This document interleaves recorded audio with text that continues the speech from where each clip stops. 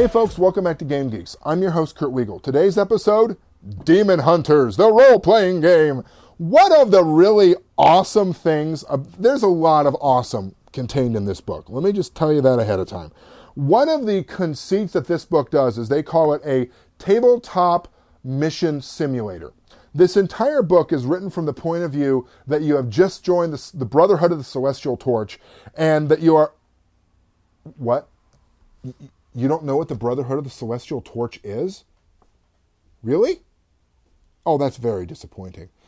Ladies and gentlemen, gentle viewers, go forth and find a copy of the movies Demon Hunters and Demon Hunters 2, Dead Camper Lake. These are films that were made by a production company called Dead Gentleman Productions, who essentially started out at Pacific Lutheran University and made a movie about a group of demon hunters and the guy who kind of gets sucked in with them, the accounting major named Chris. And you later find out his last name is Wiener. Yes, Chris Wiener.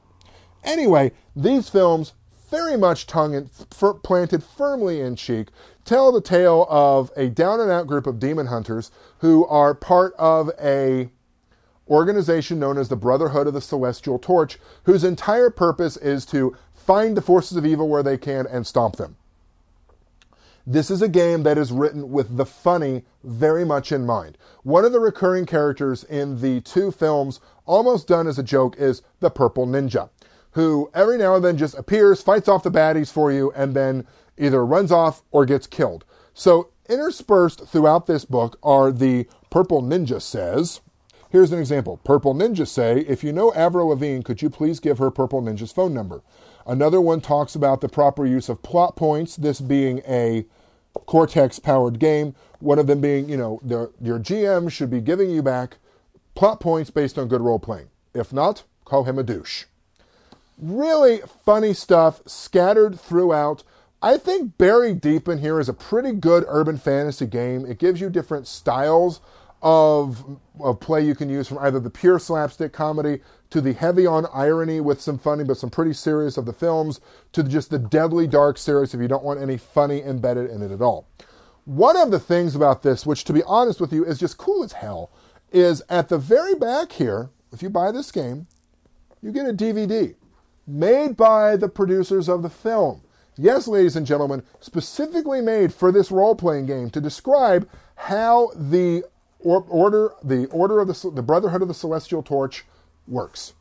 And it has most of the same actors. If you've seen the two films, you're like, wait a minute, that's not Ichabod from the movies. Oh well, I'll just forget about that. Most of the main characters are there. It's worth a look if you're interested, if you want a game that is pretty heavy on the funny, if you want a game that is sort of in that whole monster hunting, dark future sort of thing, but it's just really a lot of fun on top of it, I heartily recommend getting your hands on this game. One of my players said, okay, can we please drop what we're playing now and start this for a while? Because they loved the films. They loved just the whole, what the hell was that the films just did? And combine that with the fact that the Cortex system, a fairly interesting rules-light game, just seems like it would be a lot of fun. My main complaint about this is that I want the Dead Gentleman to finish this stuff and then go on to make the third and final Demon Hunter movie. So if you're watching this, Demon Hunters people, please, I implore you, go out and make that movie. I need to see how it ends.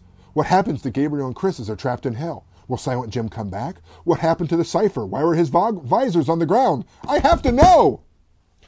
Ladies and gentlemen, this is the last review we are filming in the comic shop here.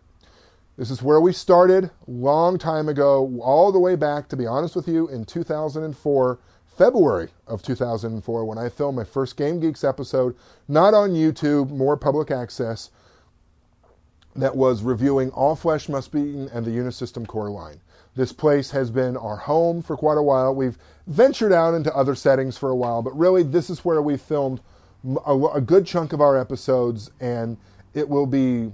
This place will be missed, I'm sure, by a lot of our viewers and by we here at Game Geeks ourselves. So, for Game Geeks, I'm your host, Kurt Wiegel. Good day and good gaming.